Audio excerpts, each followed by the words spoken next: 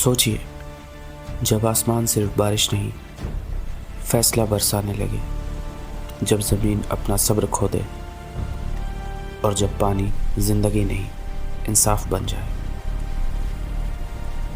एक नबी, एक कश्ती और एक ऐसा वाक़या जिसने पूरी दुनिया का रुख बदल दिया। ये सिर्फ तूफ़ान की कहानी नहीं, ये हिदायत और गुमराही के दरमियान आखिरी लकीर की कहानी है। आज हम बात करेंगे हज़रत नूह अलैहिस्सलाम की कश्ती और पानी के वाक़या की। हज़रत नूह अलैहिस्सलाम का वाक़या कुरान करीम के सबसे गहरे और सबसे ज़्यादा तंबीह देने वाले वाक़यात में से एक है। यह वाक़या सिर्फ तारीख़ नहीं, ये इंसानी फ़ितरत, ज़िद, तकब्बुर और अल्लाह की रहमत और अदल का ज़िंदा दर्स है।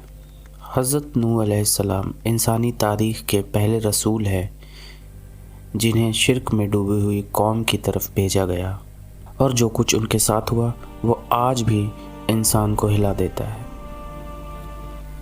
एक ज़माना था जब ज़मीन पर कौम आबाद थी, ताकतवर, खुशहाल और अपने आप को लाजवाब समझने वाली।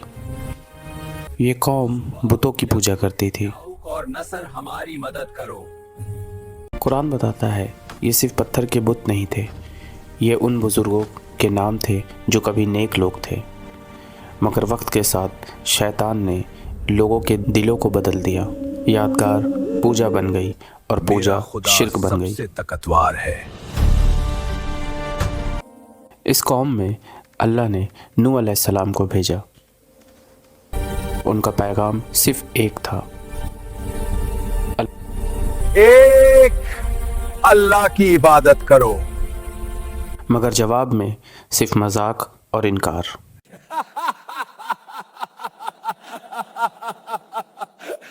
कुरान खुद बयान करता है हज़रत नूह अलैहिस्सलाम अपनी कौम में 950 साल रहे।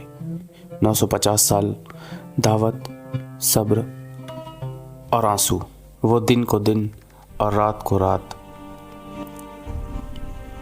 लोगों को समझाते रहे, कभी खुलेआम, कभी छुप के। कुरान के अल्फाज हैं, उन्होंने अपनी उंगलियां कानों में डाल ली, कपड़ों से अपने चेहरे ढाँप लिए।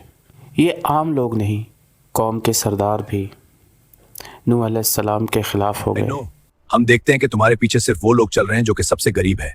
अगर तुम सच्चे होते तो अमीर तुम्हारे साथ होते। हर रोज़ इनकार, हर रोज़ ताने, मगर नूह अलैहिस्सलाम रुके नहीं। वक्त गुजरता गया, ईमान लाने वाले लोग गिने चुने रहे। हज़रत नूह अलैहिस्सलाम ने अल्लाह के हुजूर दुआ की, या रब, जमीन पर एक भी काफिर घर वाला ना छोड़। ये बद्दुआ नहीं थी, ये एक नबी की फरियाद थी। जब हिदायत के सारे दरवाजे बंद हो चुके थे, फिर अल्लाह का हुक्म आया। एक अजीब हुक्म, एक हैरत अंगेज़ काम। नूह, हमारी निगरानी में एक कश्ती बनाओ, ज़मीन पर जहाँ पानी का कोई नामो निशान तक नहीं। हज़रत नूह अलैहिस्सलाम कश्ती बनाना शुरू करते हैं।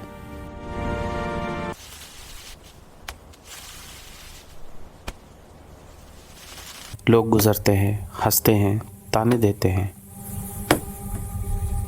अरे नूह, कल तक तो नबी थे, आज बधी बन गए। इस रेत में कश्ती चलाओगे? मगर नूह अलैहिस्सलाम सिर्फ एक ही जवाब देते, आज तुम हंस रहे हो, कल हम हंसेंगे। कश्ती तैयार होती है।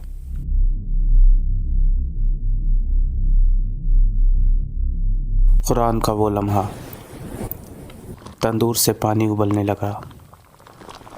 यह एक निशानी नहीं थी, यह अज़ाब के शुरू होने का इशारा था। हज़रत नूह अलैहिस्सलाम ईमान वालों को बुलाते हैं। हर जानवर के जोड़े कश्ती में दाखिल होते हैं और फिर वो मंज़र आता है जो दिल को चीर देता है।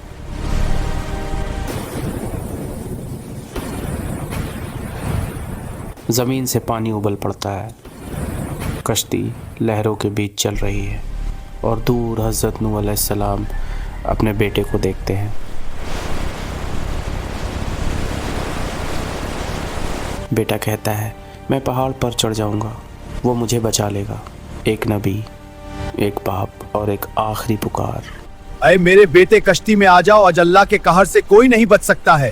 بیٹا انکار کرتا ہے اور پھر لہر ان کے درمیان آ جاتی ہے، بیٹا ڈوب جاتا ہے، کشتی بچی رہتی ہے۔ قرآن کے الفاظ، وہ ظلم کرنے والوں میں سے تھا۔ طوفان اپنا کام پورا کرتا ہے، زمین صاف ہو جاتی ہے، پھر حکم ہوتا ہے اے زمین اپنا پانی نگل جا، اے آسمان رک جا۔ کشتی جودی پہاڑ پر رکتی ہے۔ حضرت نوح علیہ السلام کا واقعہ صرف پانی کا واقعہ نہیں، یہ واقعہ ہے اطاعت اور انکار کا، نسب اور ایمان کا، ظاہری اسباب اور اللہ کے فیصلے کا۔ یہاں بیٹا بھی نہیں بچا جب ایمان نہیں تھا، اور یہاں کشتی بھی بچ گئی کیونکہ حکم اللہ کا تھا۔ آج کے دور میں جب انسان اپنی ٹیکنالوجی اور عقل پر گھمنڈ کرتا ہے، نوح علیہ السلام کا واقعہ ہمیں یاد دلاتا ہے اصل پناہ صرف اللہ ہے۔